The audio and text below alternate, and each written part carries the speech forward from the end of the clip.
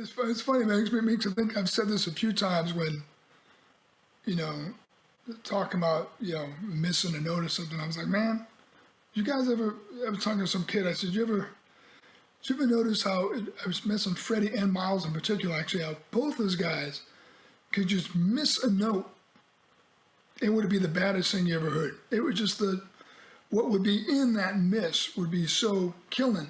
I said that's very instructive for us. You know what I mean? It's like now they're not trying to screw up or something, but it's like they're doing what you're saying. It's like they're at the edge of their ability, and it's the kind of thing where, really we want that same balance of performance in classical performance. Like probably, I've got so many. I got dozens and dozens of trumpet heroes, and it's expanding all the time, because I keep discovering new players or younger players that are coming up. But probably my favorite classical soloist of all time is Håkan Hardenberger, who has been kind of dominating the scene really kind of since the 80s as far as the serious classical soloists. But the thing I really love about Håkan's playing is that he always goes for it. I mean, that guy misses sometimes. He'll just kind of wipe out on something. It's not often because he's got such incredible command of the music, but he's not playing it safe. And so every note has this sense of commit. So as soon as he starts playing, you're like, whoa, man, this is a kind of film, or, it's a movie or a story, whatever. I'm being pulled in here. And I think that's what it requires is you have to, on the one hand, you're building your technique, you're building your facility, and you're learning to play correctly, whatever. But on the other hand, you're also training yourself to let go and just tell the story with a sense of reckless abandon or something close to that, at least, that we find that great balance between there's great command here, and there's also the beauty of watching someone operate at the edge of their abilities, the beauty and excitement of that. Seeing someone who's a master like those guys, whether it's Miles or Freddie or Woody or Håkan, operate at the edge of what they can do. What can be more thrilling than that, right? It's amazing. Yeah, I mean, and it's I'm a firm believer. Is one of my favorite quotes. How you do anything is how you do everything, and it's just there's a way, and in terms of like we're talking about with Anders Ericsson, the concept of the dedicated practice and all that stuff. Yeah, that's how you get good at anything. Now, however, there are always going to be, the little specifics, the nuances of it. But, like when you talk about getting like, especially for athletes, you talk about being like in the zone, Mihai Csikszentmihalyi, I can never pronounce his last name, wrote a book called Flow. And it's about the state of, high performance where things are just happening. But one of the keys to flow is you have to be at a stage just slightly beyond what you're capable of. You can't be too far, trying to be doing too much, you're not doing 200%, but you just have to be right at that sweet spot where you're just going past what you normally are capable of doing. Totally. It's really just over the edge, isn't it? Yeah. That's what allows us to, because it keeps us fully engaged, but not going into a freak out zone. You know what I mean? It's like right in that sweet spot, as you put it. Yeah. Yeah. And it's so hard because, it's like societally, we've allowed ourselves to be beaten down and have these preconceptions, the perfection, and, you can't chip a note, you can't do this, you can't do that. And, and not, it seems like we don't encourage people to take chances. We're always cautioning them not to fail. And by doing that, the way the brain works anyway, if you say don't fail, you're just basically setting them up to fail, Yeah, it's true. It's funny, man. I think in musician circles, a lot of that, you could argue a lot of this coming in recent decades from the work of rather lazy orchestral audition committees, People, they're like in the first round and, maybe some of the people really care and others, they're just looking for someone who doesn't chip a note. And they get passed on. And when that happens, lots of times the very best musician in the room might get thrown out in the first round. Someone that they would really love to have in their section who's going to, play consistently, but more than that, who's going to bring all this musicianship into the ensemble, they might get thrown out because they weren't 100% technically perfect. And someone who's training themselves for that, who ends up being a bit robotic in their playing, maybe even ends up passing on to the final rounds. And it's a really unfortunate process, because I think that when you see someone who plays like that making it to the final round, then those lessons get passed down. That it's like, oh, you got to play like this. You know, just keep it in the box, keep it safe. Nice, pretty sound, but, you know, don't do too much with it. You know, make sure your time is correct rather than expressive, and on it goes. You know what I mean? Then we have that kind of a tradition evolving in music, instead of one that's more likely to foster creativity, unfortunately. Yeah, well, and that's so spot on, I think, and it's the to our detriment. It's that striving for perfection, which is, you know, it's an illusion anyway. That it's never going to be perfect, you know. But I think, like, one of the things that especially when I was younger, and now I have, like I said, was saying earlier, having more of a global perspective, you know, maybe my way of looking has changed. But I think a lot of people still have this thing about, well, classical music, the emphasis is on technical accuracy, you know, and then jazz, it's the creative, you know, the improvising, the freedom, but not seeing how those two work together.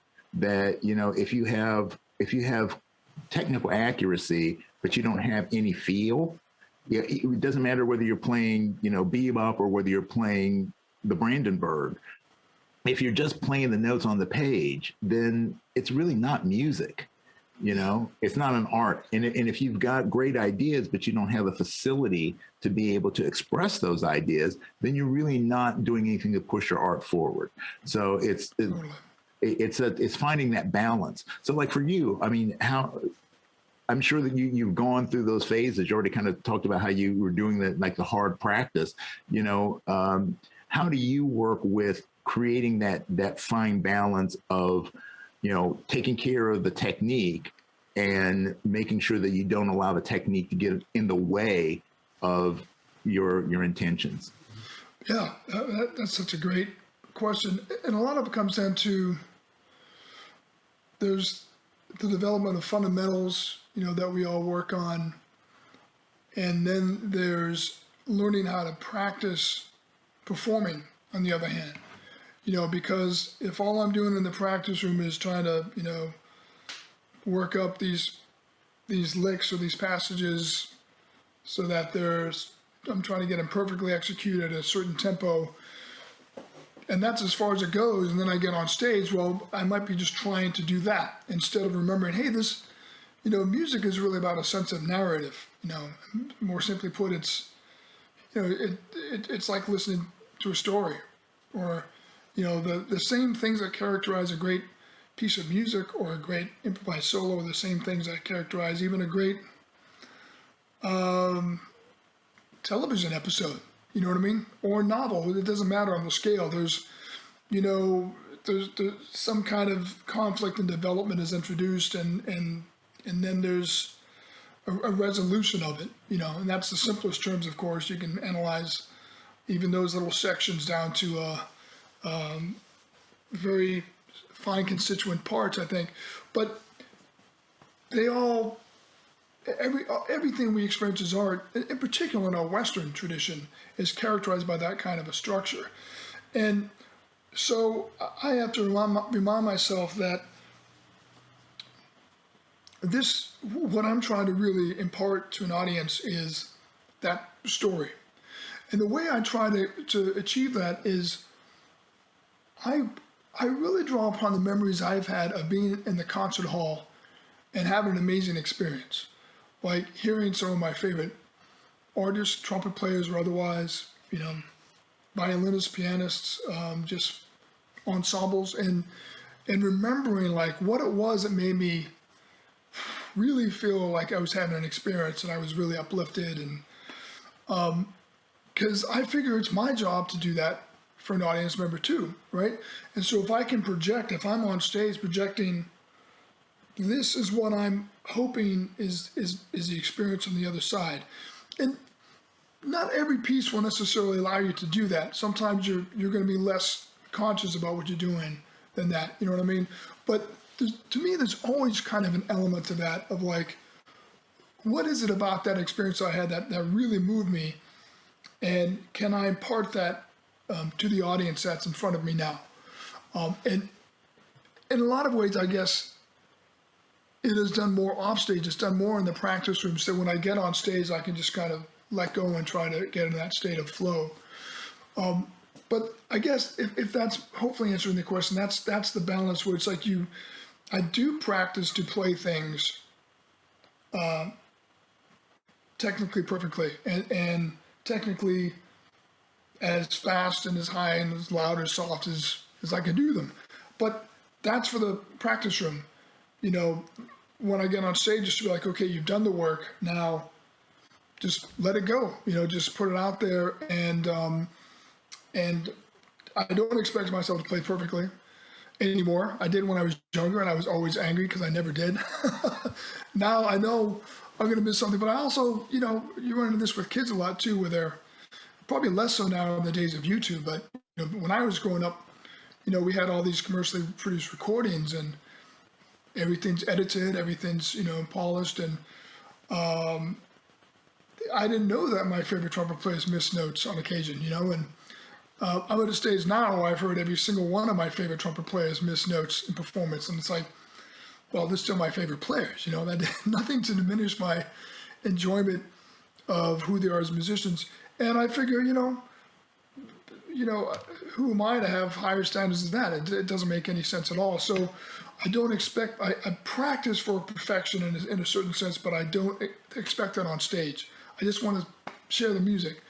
And then if I can do that successfully, I'm less in my own head. It's less about self-awareness or ego or other things that I might be worried about. And it's just like, hey, we're all just getting to enjoy this music together. Isn't that awesome? What a privilege for me to be on stage sharing this music with people. And then that also helps me to feel more relaxed on stage. I have a better time, and probably the audience has a better time as well because I'm having a good time. So anyway, that's how I think of the balance, is sort of balancing those different considerations of technical expertise that I'm developing in the practice room, and also training myself to forget about that. As Bird said, you know, learn your horn and get it, and then basically forget about it and play, you know, to paraphrase.